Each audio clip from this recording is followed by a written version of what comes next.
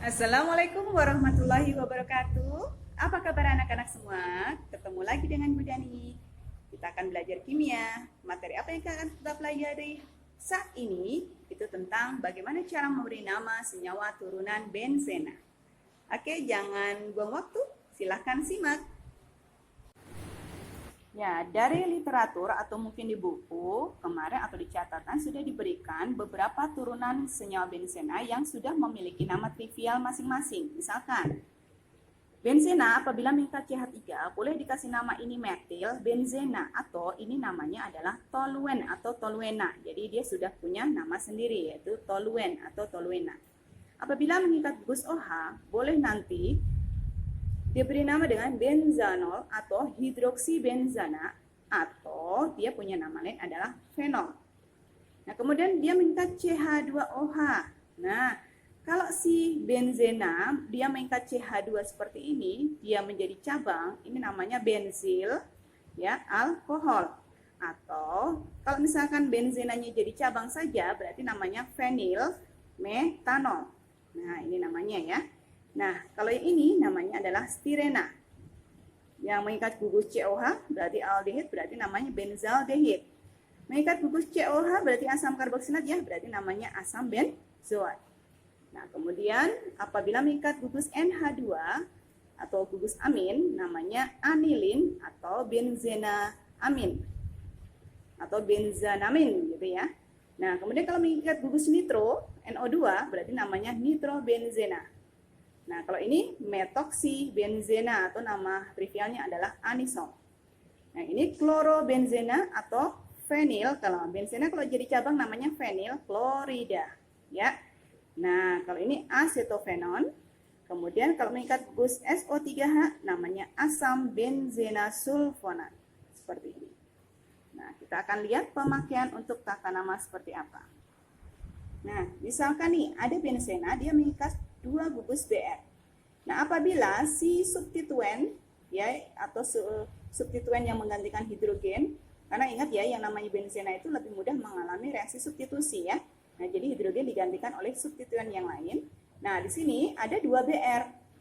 Nah, kalau misalkan dengan tata nama IUPAC menggunakan nomor, nah nomor satunya misalkan dari sini ya, ini misalkan nomor 1, ini nomor 2, atau kalau misalkan ini nomor 1, ya ini nomor 2. Karena kebetulan substituennya sama. Nah, boleh dikasih nama berarti 1,2 dibromo benzena. Atau karena memang posisi si substituen ini sebelahan, nah ini namanya orto. Jadi boleh angka ini diganti dengan O atau orto, jadi O atau orto dibromo benzena. Nah, kalau misalkan seperti ini, BR-nya seperti ini, nah kalian bisa menggunakan nomor tadi 1,3. Misalkan ini nomor 1, ya berarti ini 3. Jangan melingkar ke kiri karena terlalu jauh untuk yang gugus yang lain ya. Nah, jadi 1,3 dibromobenzena. Atau kalau misalkan substituen ini beda 1 karbon nih, lihat nih beda 1 karbon. Di sini ada selang 1 ya. Nah, berarti namanya meta. Atau 1,3-nya boleh diganti dengan M atau meta dibromobenzena. Nah, berikutnya yang ketiga. Nah, apabila BR ini posisinya lihat segaris seperti ini ya. Atau kalau dikasih nomor ini 1, 2, 3, 4. Nah, ini kebetulan mau ke kanan atau ke kiri sama saja. 1 dan 4 dibromobenzena. Atau ini adalah posisi para. Karena dia segaris seperti ini, lurus ya. Atau nanti boleh ditulis P atau para dibromobenzena. Nah, sekarang kita lihat untuk yang lainnya. Misalkan ada gugusnya berlainan atau ada 2 gugus yang berlainan. Bagaimana cara memberi namanya? Nah, berarti kita harus tahu skala prioritas. Nah, skala prioritasnya seperti ini. Dari gugus COH, SO3H, dan seterusnya sampai X. X ini adalah untuk halogen ya, FClBrI. Nah, ini X ini halogen, FClBrI. R itu adalah alkil, jadi metil, etil, yang CH3, C2H5, C3H7, dan seterusnya. Nah, ini semakin ke kanan, ini prioritasnya semakin rendah. Artinya, paling diutamakan pasti yang semakin ke kiri. Nah, nanti itu akan kita gunakan untuk memberi nama.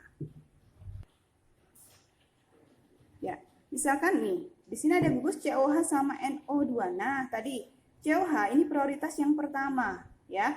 Jadi nanti ini bisa dijadikan sebagai nama senyawa utama, jadi asam benzoat. Nah, sedangkan ini adalah gugus yang terikat sebagai cabang. Nah, jadi nanti karena ini namanya asam benzoat, kan ada gugus COH, berarti ini sebagai cabangnya kita kasih nomor seperti asam karboksilat yang lalu. Sebutkan asamnya. Nah, kalau pakai nomor boleh. Jadi ini gugus utamanya pasti nomor 1 dan ini nomor 2. Nah, berarti asam 2 nitro, nah ini nitro ya, benzoat.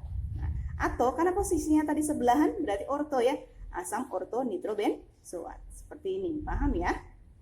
Jangan lupa tadi yang skala prioritas tadi. Yang ini bisa kalian catat sehingga nanti tidak bolak-balik lihat video lagi karena kalian sudah punya catatan sendiri. Contoh berikutnya, misalkan ada sinyal seperti ini bagaimana? Nah, ini ada gugus OH hidroksil ya. Kemudian ini ada gugus halogen. Nah, tadi prioritas yang mana? OH atau yang Cl? Ya, yang OH. Nah, berarti ini prioritasnya pertama.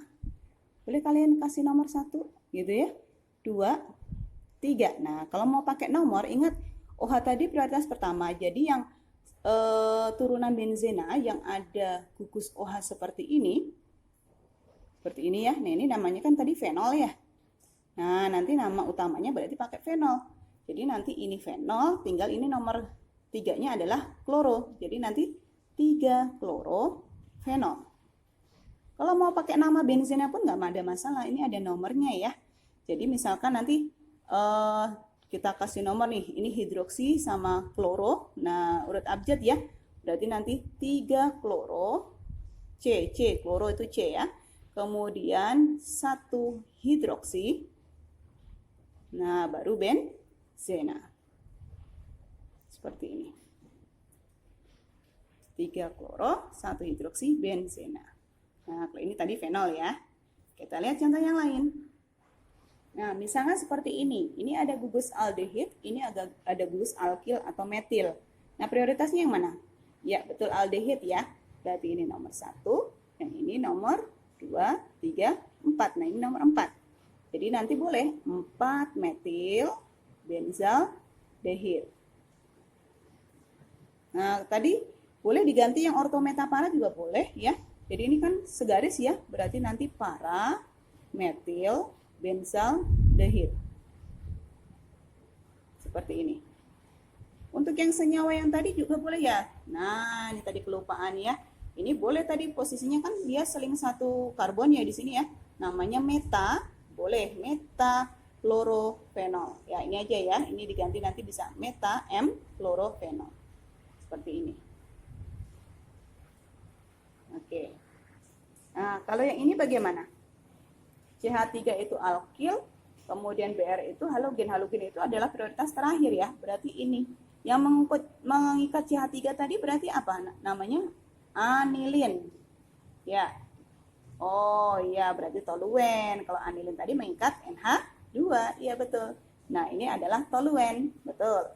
Nah, sekarang ini 1, 2. Ingat ya. Nanti toluen bukan anilin. Anilin tadi yang NH2. Oke, ya. Nah, sekarang kita lihat di sini 2 bromo. Toluen atau toluena. Nah, atau mau pakai ini, oh dia sebelahan, berarti ini diganti dengan orto bromo toluen, boleh. Oke, mudah ya. Kalau misalkan seperti ini ada 4 substituen bagaimana? Ini ada gugus nitro, dan ini ada gugus alkil atau metil. Nah, tadi diprioritaskan adalah alkil ya. Nah, berarti yang mengikat CH3 tadi apa? Toluen atau toluena ya. Nah, boleh pakai nomor nih. Berarti prioritas nomor 1 adalah dari gugus utamanya yang diprioritaskan. 1, 2. Mau nih 1, 2 ke sini boleh, 1, 2 ke sini sama saja. Karena kebetulan untuk yang gugus yang lain ternyata kebetulan juga sama. Jadi 1, 2, 3, 4, 5, 6. Tinggal dikasih nomor. Berarti 2, 4, 6 trinitrotoluen atau disingkat sebagai TNT. Nah, ini yang dikenal sebagai bahan peledak. Ya, mudah ya anak-anak. Nah, nanti silahkan kalian cobakan untuk soal yang lain. Nah, jadi nanti kalian bisa latihan ya dengan soal yang Ibu berikan atau nanti yang ada di buku. Mudah-mudahan bermanfaat. Terima kasih. Wassalamualaikum warahmatullahi wabarakatuh.